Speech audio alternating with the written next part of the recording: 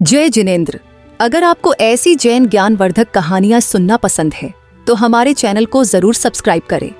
मित्रता का चमत्कार। यह कथा महाभारत से है जो एक महत्वपूर्ण सीख देती है। अगर किसी के साथ अच्छा वक्त बिताया है तो बुरे वक्त में उसका साथ छोड़ देना उचित नहीं है। एक दिन एक शिकारी ने शिकार पर तीर चलाया। तीर पर सबसे खतरनाक जहर लगा हुआ था, परंतु उसका निशाना चूक गया और तीर हिरण की जगह एक फले फूले पेड़ में जा लगा। पेड़ में जहर फैल गया और वह सूखने लगा। उस पर रहने वाले सभी पक्षी एक एक करके उसे छोड़ गए। पेड़ के कोटर में एक धर्मात्मा तोता बहुत वर्षों से रहा करता था। तोता पेड़ छोड़कर नहीं गया, बल्कि अब तो वह ज्यादातर समय पेड़ पर ही रहता था। दाना पानी न मिलने से तोता भी सूखकर कमजोर होता जा रहा था। ये बात देवराज इंद्र तक पहुंची।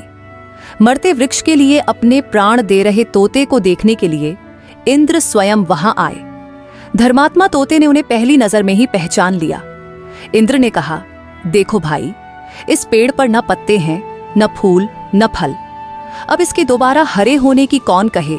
बचने की भी कोई उम्मीद नहीं है। जंगल में कई ऐसे पेड़ हैं जिनके बड़े बड़े कोठर पत्तों से ढके हैं। वे पेड़ फल फूल से भी लदे हैं। वहां से सरोवर भी पास है। तुम इस पेड़ पर क्या कर रहे हो? वहां क्यों नहीं चले जाते? तोते ने जवाब दिया, देवराज, मैं इसी पर जन्मा, इसी पर बड़ा हुआ, इसके मीठे फल खाए। इसने मुझे दुश्मनों से कई बार बचाया। इसके साथ मैंने सुख भोगे हैं। आज इस पर बुरा वक्त आया तो मैं अपने सुख के लिए इसे त्याग दूं। जिसके साथ सुख भोगे, दुख भी उसके साथ भोगूंगा। मुझे इसमें आनंद है। आप देवता होकर भी मुझे ऐसी बुरी सलाह क्यों दे रहे हैं?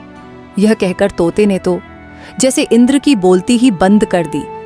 तोते की दो टूक बात सुनकर इंद्र प्रसन्न हुए और बोले, मैं तुमसे प्रसन्न हूं, कोई वर मांग लो। तोता बोला, मेरे इस प्यारे पेड़ को पहले की तरह ही हरा भरा कर दीजिए। देवराज ने पेड़ को न सिर्फ अमृत से सींच दिया, बल्कि उस पर अमृत बरसाया भी। पेड़ में नई कोंपलें फूटी। वह पहले की तरह हरा हो गया। उसमें खूब फल भी लग गए। तोता उस पर बहुत दिनों तक रहा और मरने के बाद देवलोक को चला गया। युधिष्ठिर को यह कथा सुनाकर भीष्म बोले, अपने आश्रयदाता के दुख को जो अपना दुख समझता है, उसके कष्ट मिटाने स्वयं ईश्वर आते हैं। बुरे वक्त में व्यक्ति भावनात्मक रूप से कमजोर हो जाता है। जो उस समय उसका साथ देता है, उसके लिए वह अपने प्राणों की बाजी लगा देता है। किसी के सुख के साथ ही बनो न बनो, दुख के साथ ही जरूर बनो।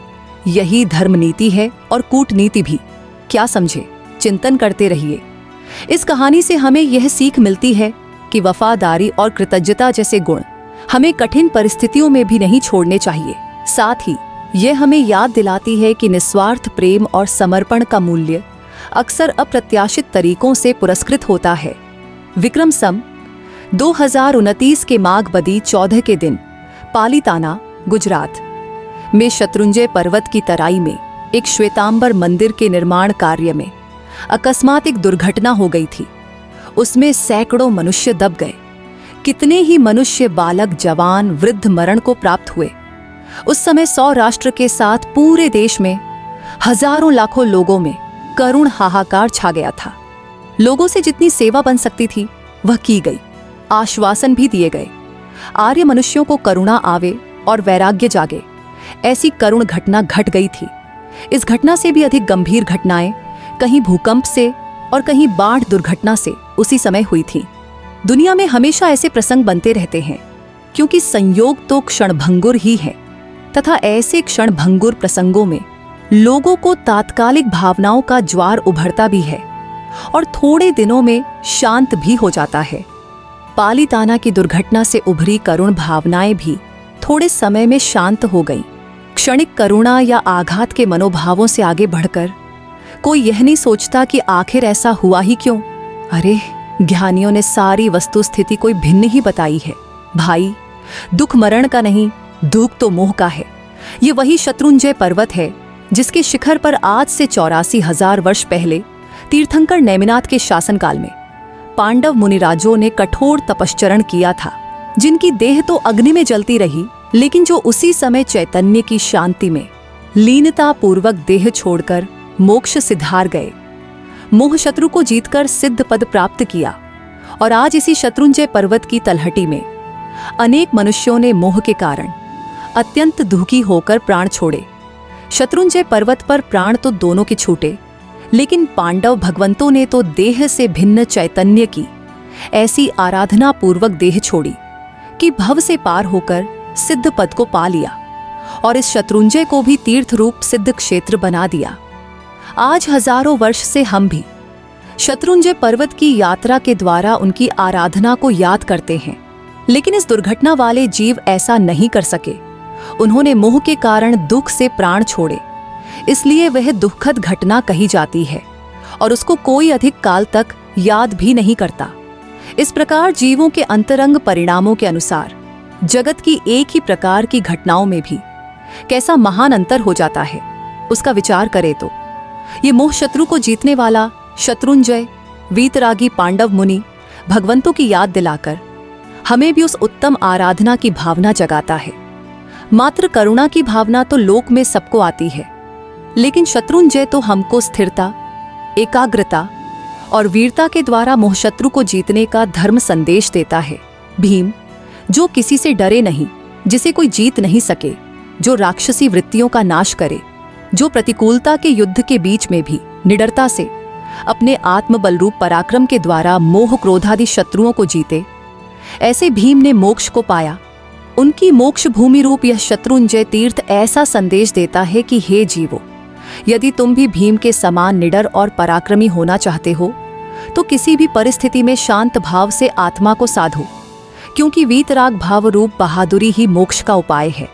अर्जुन जो बाण चलाने में कुशल हो, जिसका लक्ष्य कभी खाली न जाए, जो लक्ष्य के प्रति अपने लक्ष्य को एकाग्र करके उसे साधे। इस प्रकार अर्जुन ने अंदर में एक चैतन्य को ही लक्ष्य बनाकर अन्य सभी पदार्थों से लक्ष्य को हटाकर उस लक्ष्य में ही लक्ष्य ध्यान को एकाग्र करके सिद्ध पद को साधा। ऐसे लक्ष्य भेदी अर्जुन भगवान का संदेश यह सिद्ध क्षेत्र सुनाता है कि हे जीवो, तुम्हारे इष्ट की सिद्धि के लिए जगत को भूलकर संयोग से लक्ष्य हटाकर चैतन्य स्वभाव रूप एक लक्ष्य में ही लक्ष्य को एकाग्र करके ध्यान रूपी तीर चलाकर ही तुम्हें तुम्हारे इष्ट की सिद्धि होगी, सिद्ध पद प्राप्त होगा और तुम मोह शत्रुओं को जीत लोगे। है शत्रुंजय संदेश। बाकी दो भाई नकुल और सहदेव को यह मोक्ष प्राप्त नहीं हुआ, वे स्वर्ग गए, क्योंकि हमारे भाइयों का क्या हो रहा होगा, ऐसे विचार में ही वे रुक गए और लक्ष्य की एकाग्रता से चूक गए। इससे हमें यह संदेश मिलता है कि हे जीवो, पर की चिंता में रुकना नहीं, स्वलक्ष्य को ही साधने में स्थिर रहना और पराक्रम के द्वारा उपयोग को एकाग्र करना। इस प्रकार युधिष्ठिर, भीम और अर्जुन शत्रुंजय के शिखर पर से स्थिरता, उत्वीरता और एकाग्रता का महान संदेश देते हैं। शत्रुंजय से 3 पांडव भगवंतों और दूसरे 8 करोड़ मुनिवरों ने सिद्धि प्राप्त की है, इसलिए वह पवित्र सिद्ध क्षेत्र है और वीतरागता का संदेश देता है।